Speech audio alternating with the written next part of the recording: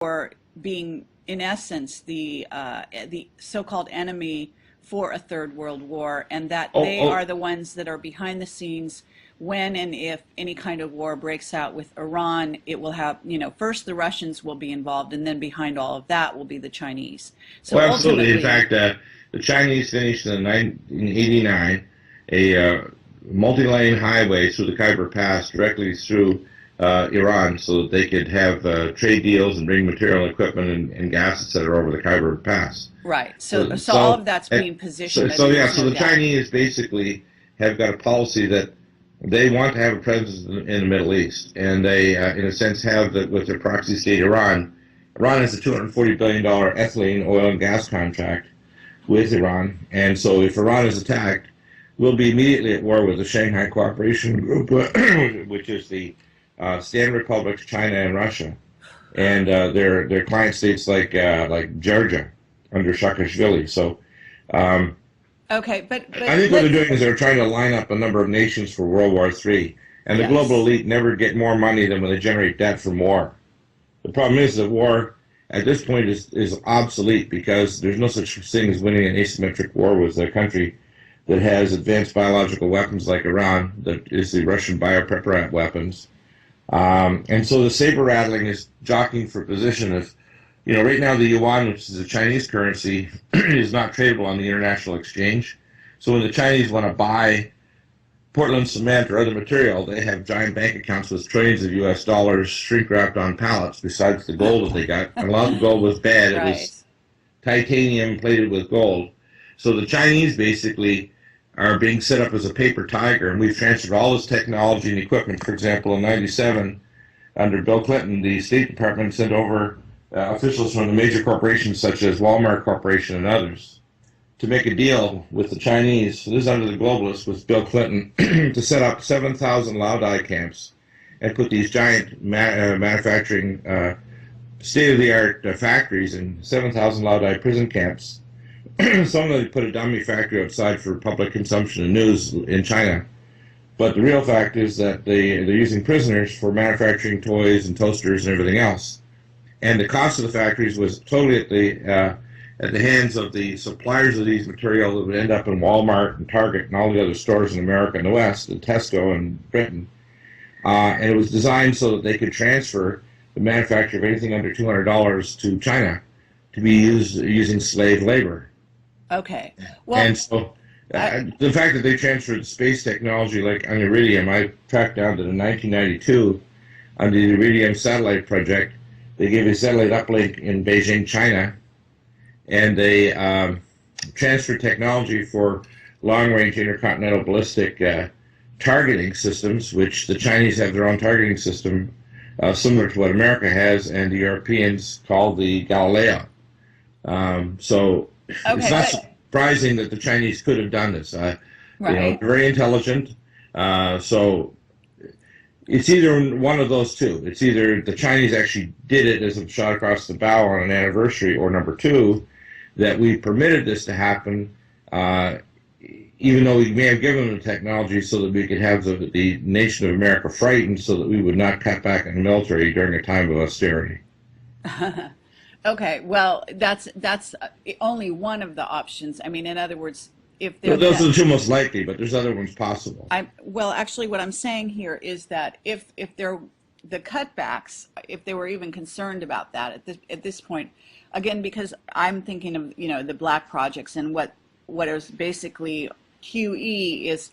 I mean, if you look at QE and you understand, even think about what might be going on behind the scenes, the last thing they're worried about is cutbacks. I mean, I appreciate that on the Yeah, well, surface, a lot of it's for public consumption. Remember, most of this is steering the conscience right? and the consciousness of the public. For example, we could, for example, take over the Fed Reserve and make Treasury notes with no interest-bearing debt, and we don't have to Exactly have it right. backed up by gold. It could be fiat currency without any interest-bearing debt on it. And that could be done tomorrow. And I think it's actually possible that might happen in the next 6 months to a year. The Fed Reserve, though, what they've done is they've generated money that they've generated with the full faith and credit of the United States government, even though it's a foreign treasury, a foreign unit of currency. There's no such thing as the U.S. dollar; it doesn't exist. we have what's called a Federal Reserve note in place of the dollar, and they've loaned money to foreign countries like Dubai to launder the drug money coming in from from Afghanistan. Right. So, what they've done is the whole world has swallowed this debt, and so, according to people like Walter Burian, about 70% of the world is under the boot of the global world government, including the European Union now, that controls every state, that can only generate so much cash in each country, like Spain or Greece. And they don't have those kind of currency controls right now in Canada or Mexico or America. America is the only nation that can literally generate the world currency standard and print as much money as they want. So, and it exchanges on the international currency exchange. So when China buys things, they don't buy it with the yuan, they buy it with US dollars. So Right. China is part of this dialectic. They have to have a dialectic in order to be able to have their empire. Just like, Well, it's the idea. What you're really talking about is that the game above the game. In other words, there are forces that are running this game from above, and Oh, yeah. yes, they're using the dialectic anyway, and basically setting up China as being the next enemy, so-called enemy, as the USSR. And ideally, what they want to do is, at some point down the road, if we jump so many, let's say decades, they want to get rid of most of the population of Earth and replace the quote, the humans or the human hybrids with a different kind of race of human-like beings that are a hybrid, that is cybernetically and genetically enhanced or modified, that's part of a new galactic empire of evil. Right. And I if totally. people don't think I that that's agree. actually in the long-term plan to But- create a super race Certainly. that's after most of humanity has been wiped out by nuclear wars and pestilence and so on, they're just not paying attention. Okay, but what I'd like to ask you while I have you here, Dr. Bill Deagle, is I would like to ask you what you think about the TSA scanner sort of But yeah, debacle the that's going TSA on. scanner thing is pretty bad because they call it a soft body X-ray, but terahertz are actually short microwaves. Uh-huh. We know they cause genetic damage and cataracts, but they know they're bioaccumulating, so they're going to cause micronuclei and DNA adducts. And it's Okay, part but of. let's look at the PSYOP side of it, because there's definitely something going on with this TSA scanner that goes beyond, I mean, first of all, the idea that it could be scanning for biological entities that are not human. I mean, that we know. Yeah, that's possible. There's all kinds of different questions. The first thing is, and I found this out because I'm taking care of employees working in the Virtual World project, and they did tests of their software for taking a biometric facial scan and picking up people's faces in crowds and then matching them up with databases. Now you'll see this in a lot of these new movies that are out in the last 10 years. But the fact is that depending on lighting and where people are walking, how they're moving, their makeup, and how they do their hair on a specific day, it's not as accurate as they say. But what the TSA are doing is they're actually doing a test right now. So they pull out about, I think it's 10 or 20% of the people that are coming through and say, well, we're going to select you to go through the scanner, and you can refuse it, and we'll do a pat-down. What they want to do is they have these long-range, what's called terahertz scanners, that can have a camera that will hit you with a pulse of microwaves, get the bounce back, and actually tell you what's called a body signature. And it's more accurate than picking up a biometric facial scan. And so what I have from my reports is that they want to install these in places like Britain or in certain areas, let's say downtown New York City, down near the Times Square. And what they want to do is use these eventually so that they can have them in, say, shopping centers, malls, major roadways. And their idea is they'll know exactly who you are, not just from a facial scanner, but from a long-range, what's called terahertz body scan. So they can hit you with a pulse, and they'll know, matching you up with many more data points, exactly who you are compared to a large database. Okay, well, what you're describing sounds a lot like gray technology. In essence, what the Greys have been doing forever. They're able to target their abduction candidates, so to speak, using that sort of a scan. Exactly, and of course they can also scan for your genes, because most people don't realize when you look at what's called an aura, aura is actually what's called the light body or the photon kind of body and has different colors and sounds and so on. And if you have the right scanning equipment, like they discovered and have developed a machine in Italy, where you can actually take this wand over someone and you can actually pick up the terahertz frequencies of cancer. There are specific frequencies that your body gives off if you have cancer. You can even train dogs to smell or to sense the frequency patterns, and dogs can see an aura. Most people aren't aware of this, but wolves and dogs can see auras. Sure. Besides smelling, and what they do, that's why they won't eat GM food, because it has a different aura. GM food does not have the normal aura of food they want to eat. So you'll notice if you bring a GM food, even if it's not toxic to the average person, the animal will not only smell it, but they can actually see the aura. Now there are what we call hyperintuitives like myself, and we can see people's auras all the time.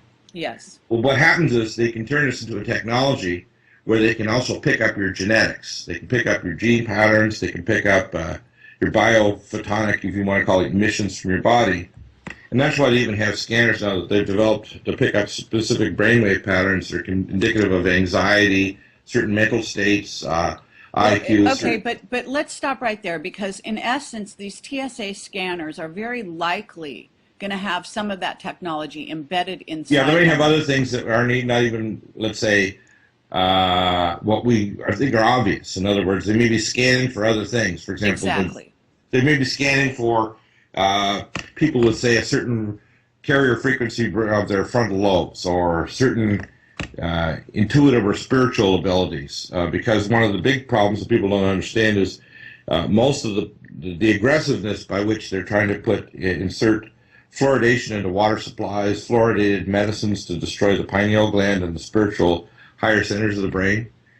And most people don't realize that telepathy is not a epiphenomenon that's just in certain individuals. It's in some individuals more than others, but it's destroyed when you calcify the pineal gland with fluoride. And we're basically a telepathic creature. And of course, that's part of the reason why we're also, people that like pets, you'll tend to find them more telepathic. You'll see them able to connect with pets and animals like they like dogs or cats, because they can not only speak verbally or non-verbally, but they also speak telepathically to their animal. Absolutely. Right? Okay, so... And of course, you destroy those pineal glands. The pineal gland has the highest concentration of what's called magnetite. And if you look at it under a scanning electron microscopy, you find these microparticles, magnetite or iron. And magnetite is interesting because it can see what's called a torsion field. And you'll see them in the little parts of the brain of bees that allow them to navigate not only with the sun, but also what's called a geopathic structure of the Earth's magnetosphere. They can actually navigate by seeing these caverns and lines of flux force that actually tell them the structure of let's say, where they are. So they navigate with the position of the sun and with the geopathic stress fields that they can actually see. Well, when you see in hyperdimensional space beyond the regular dimensions, you're using your pineal gland, I call the third eye, the astral eye, the hyperdimensional vision, and you're also speaking telepathically in archetypical images that are actually transmitted through this system. It's part of our biology. It's part of the biology of... I agree. Most insects and mammals all have this. It's not something unusual. It's actually part of what we are. Mm-hmm. Yeah, absolutely. Dr. Bill, I have something else to ask you while we're online here. I don't know if you happen to see my communique from this white hat, who that's just what he's calling himself, basically. I have it's on my blog, and I wonder if you could take a look at it. If you want. Okay, where's your blog? I'll just pull it up right now while we're talking. So it's projectcamelotproductions.com, and then Kerry's blog is one of the links. The reason I'm asking you about it, I'm about to probably get some more information later today from the same individual. He's it says I got Project Camelot Productions, and Kerry's blog. And Kerry's blog, is that on the left-hand side here? No, at the top. On the production page. Oh, I see it. Okay, yeah, I see it. And where's the article? Okay, if you scroll down, you'll see White Hat. Report from a White Hat. It's just a few days ago. Mm-hmm. And there's a great deal of information there, but it's kind of like a laundry list of what's I see November 13th story, yeah. Yeah, if you could scan that very quickly, the emphasis there is on Chicago and some information coming out from Chicago. Uh-huh. and regarding Obama and